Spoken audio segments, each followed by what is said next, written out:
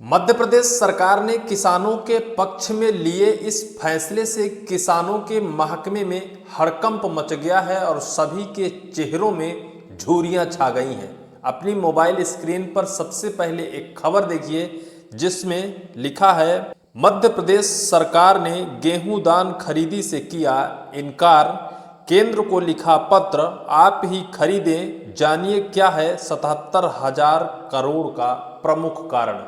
सबसे बड़ा कारण है मध्य प्रदेश सरकार द्वारा लिए गए धान गेहूं खरीदी के लिए 77,000 करोड़ रुपया सबसे बड़ा बाधा बन रहा है।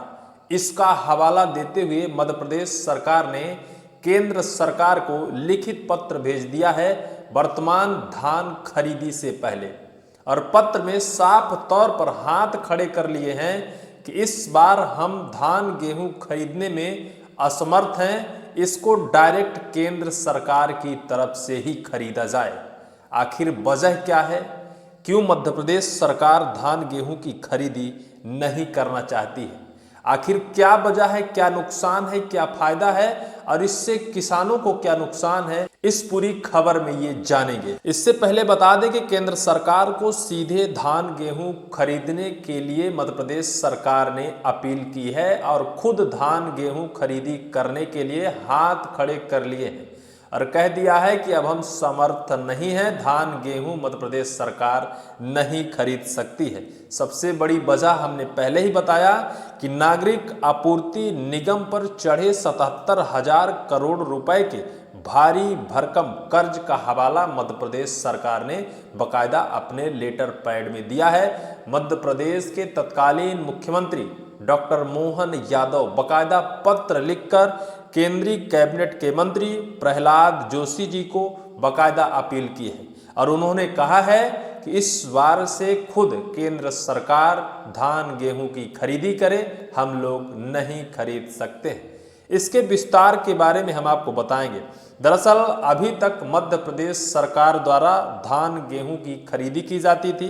कहा जाता है कि मध्य प्रदेश धान गेहूं खरीदी की विकेंद्रीकृत व्यवस्था है, यानी प्रदेश सरकार किसानों से या अनाज खरीदती है और केंद्र सरकार का भारतीय खाद्य निगम प्रदेश सरकार से अनाज लेता है।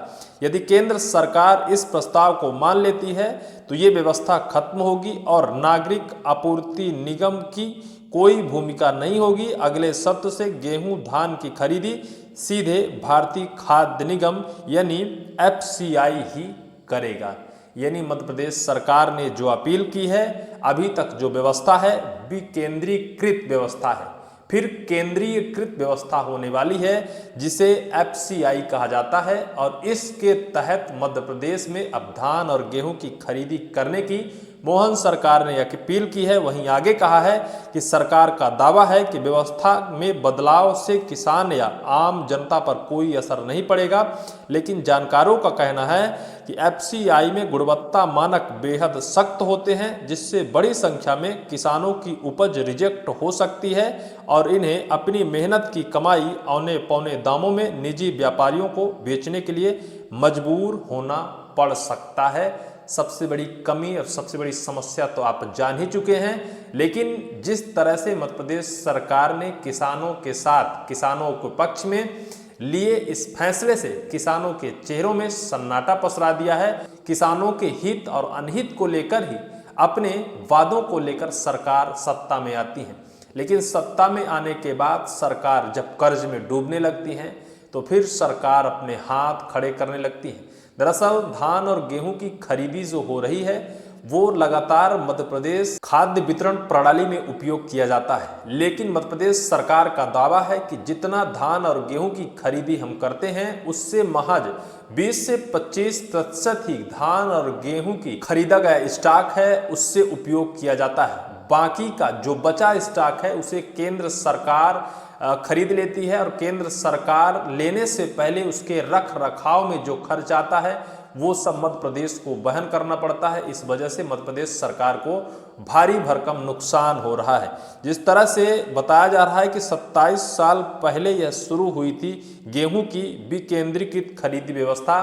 27 साल पहले यानी लगभग 1999 में यह व्यवस्था बनाई गई थी। वहीं धान खरीदी की यह व्यवस्था 2007 में लाई गई थी और तब से अब तक निरंतर यह व्यवस्था चल रही है।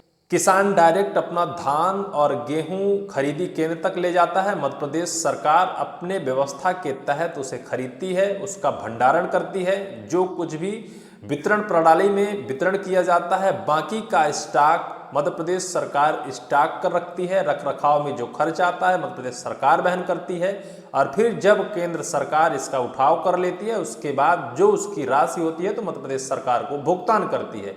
इन पूरे समय में यह पूरा जो सर्कुलर है इसमें लगभग 2 से 3 वर्ष लगता है, जिससे मध्य प्रदेश सरकार को भारी नुकसान होता है, जिससे मध्य प्रदेश सरकार ने बाकायदा यह कुछ करने से साफ तौर पर इनकार कर दिया है और केंद्र सरकार को पत्र लिख दिया है। केंद्र सरकार को पत्र में लिखा है डॉक्टर मोहन यादव ने 1 अक्टूबर को केंद्रीय मंत्री प्रहलाद जोशी को एक पत्र लिखकर कहा कि गेहूं और धान की खरीदी की व्यवस्था केंद्रीकृत तरीके से की जाए। पत्र में लिखा है कि प्रदेश में उपार्जन पिछले साल से बढ़कर गेहूं का 77.74 लाख मैट्रिक टन और धान का 43.49 लाख मैट्रिक टन हो गया है। स्टॉक के निराकरण में बहुत ज़्यादा समय लग रहा है। साथ ही राज्य सरकार की जो लागत आती है उसका समय पर भुगतान न होने से राज्य सरकार को विकेंद्रीकृत उपार्जन योजना संचालन में काफ़ी वित्तीय हानियां हो रही हैं। यह उल्लेखनीय है कि उक्त उपार्जन योजना में बैंकों से ली गई उधार राशि 72,177 करोड़, इसके पुनर्भुगतान में काफी समस्या हो रही है। अतः अनुरोध है कि प्रदेश का समर्थन मूल्य विकेंद्रीकृत उपार्जन योजना के स्थान पर केंद्रीकृत उपार्जन योजना संचालित की अनुमति प्रदान करने की कष्ट करें। मध्य प्रदेश के मुख्यमंत्री मोहन यादव का यह बाकायदा हस्ताक्षरित लेटर पैड केंद्रीय कैबिनेट के मंत्री प्रहलाद जोशी को दिया गया है, क्योंकि मध्य प्रदेश सरकार के ऊपर कर्ज का बोझ बढ़ रहा है, कर्ज चुका नहीं रही है। कहा जाता है कि रबी और खरीफ यानी धान और गेहूं की खरीदी के लिए मध्य प्रदेश सरकार को लगभग 30,000 करोड़ प्रति वर्ष कर्ज लेना पड़ता है और इस रख रखाव व्यवस्था और केंद्र सरकार को भेजने में जो कुछ खर्च आता है तब तक मध्य प्रदेश सरकार को काफी वित्तीय हानियों का सामना करना पड़ता है। लेकिन अगर इसे केंद्र सरकार मंजूर कर देती है तो क्या होगा? इससे मध्य प्रदेश सरकार का खजाना या मध्य प्रदेश सरकार का जो बोझ बढ़ता है वो तो कम हो जाएगा, लेकिन किसानों के लिए कहा जाता है कि काफी संकट है। मध्य प्रदेश कांग्रेस के अध्यक्ष जीतू पटवारी ने इसको लेकर तंज कसा हुई। मध्य प्रदेश के पूर्व मुख्यमंत्री कमलनाथ ने भी इस लेटर पैड को अपने सोशल साइट पर शेयर करते हुए मध्य प्रदेश सरकार पर निशाना साधा है। कहा है किसानों के साथ अन्याय हो रहा है, मध्य प्रदेश सरकार इस नियमित प्रक्रिया को बंद कर किसानों के साथ अन्याय करेगी। और जिस तरह से कुछ जानकारों का कहना है कि अगर एफसीआई के तहत धान और गेहूं की खरीदी होती है तो निश्चित तौर पर किसानों की गुणवत्ता की इतनी गहनता से जांच होगी कि किसान उस गुणवत्ता या फिर उस क्राइटेरिया को पार ही नहीं कर पाएंगे और उनकी धान और गेहूं की खरीदी उपार्जन केंद्र में नहीं हो पाएगी और फिर उनको उस धान और गेहूं को बाकायदा प्राइवेट व्यापारियों को बेचना होगा, जिससे औने पौने दाम में उन्हें जबरदस्ती बेचना होगा, जिससे किसानों को भारी नुकसान है। लेकिन जिस तरह से मध्य प्रदेश सरकार का निर्णय है, किसानों के चेहरे पर सन्नाटा पसर गया है। देखना अत्यंत दिलचस्प होगा कि क्या केंद्र सरकार इसे मंजूर करती है या फिर से मध्य प्रदेश सरकार इसे धान और गेहूं खरीदी के तहत पुनः मध्य प्रदेश में विकेंद्रीकृत उपार्जन प्रक्रिया से ही खरीदेगी। आने वाले टाइम पर यह देखना होगा। फिलहाल इस पूरी वीडियो को लेकर अगर आप किसान हैं तो निश्चित तौर पर कमेंट करिएगा। इसको लेकर आपकी क्या राय है? इस वीडियो में सिर्फ इतना है।